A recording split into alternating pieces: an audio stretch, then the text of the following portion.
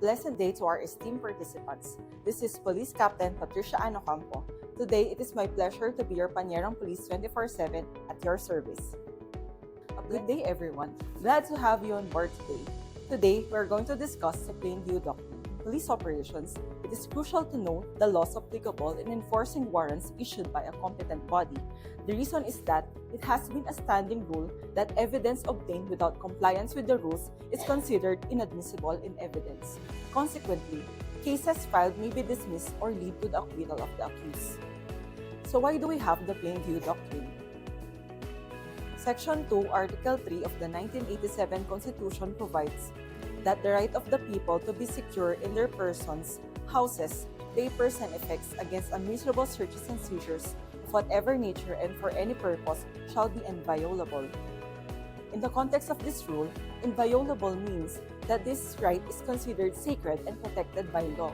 It means that no one, including the government, can infringe upon or disregard this right under any circumstances unless there is a legitimate and valuable reason. It guarantees that the security of an individual's privacy is protected from unreasonable government interference. However, the rule on warrantless searches and seizures is not absolute. One of the recognized exceptions is the Plainview Doctrine. The Plainview Doctrine applies when the following requisites concur. First, the law enforcement officer in search of the evidence has prior justification for an intrusion or is in a position from which he can view a particular area. Second, the discovery of evidence in plain view is inadvertent. And lastly, it is immediately apparent to the officer that the item he observes may be the evidence of a crime, contraband, or otherwise subject to seizure.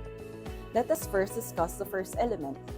The law enforcement officer in search of the evidence has a prior justification for an intrusion or is in a position from which he can view a particular area. Take note of the operative words prior justification for an intrusion and position from which he can view a particular area. Prior justification for an intrusion means that there must be a legitimate reason for your presence in that place, meaning, do we have a warrant or are we acting upon a police report? Position from which he can view a particular area. There must be a consideration as to the distance, time of the day, and location of the police officer from the object encountered.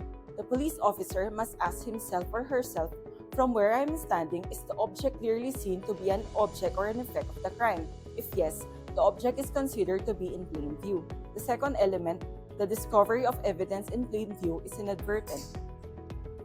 Inadvertence means that the officer must not have known in advance the location of the evidence and discovery is not anticipated.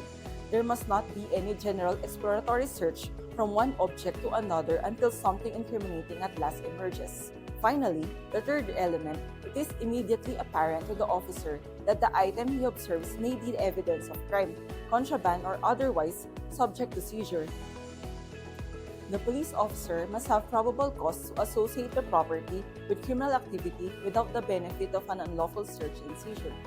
So what are the instances which is considered plain view? First, the accused alighted from the vehicle and the police officer saw him with a gun packed onto his waist. The initial intrusion of the police officers was justified because of the enforcement of the gun ban at that time. This was the case of Abeñez versus Court of Appeals. In Abelita III versus Doria, the police received information of a shooting incident. They caught up with the accused. The police officer saw the firearm when the accused opened the door of his vehicle. Since a shooting just took place and it was reported that the accused was involved, it was apparent to the authorities that the firearm may be evidence of the crime. Police officers saw a person placing a plastic sachet containing white crystalline substance into her cigarette case. It was considered evidence in plain view. On the other hand, this is considered not in plain view. The police arrested the accused by virtue of a warrant of arrest for kidnapping with ransom. After the arrest, the police officers searched the cabinets and drawers in which led to a discovery of a firearm.